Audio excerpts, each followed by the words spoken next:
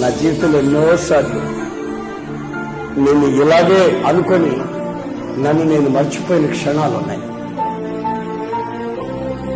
నెల్లూరులో ఎంతమంది లేరండి భక్తులు?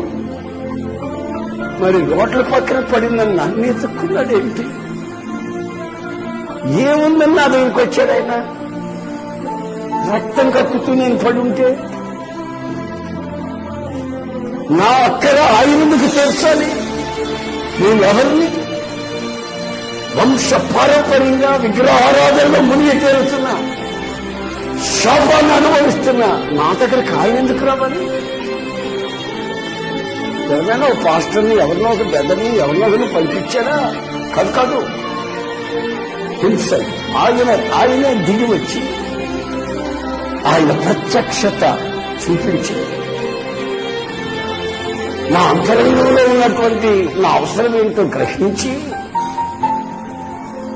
నాకు నలుదిశగా నెమ్మదిని కలుగు చేసి, ఇదిగో నీ విలువైన ఆత్మల ఐశ్వర్యాన్ని ఇదిగో నా చేతికిచ్చాడు.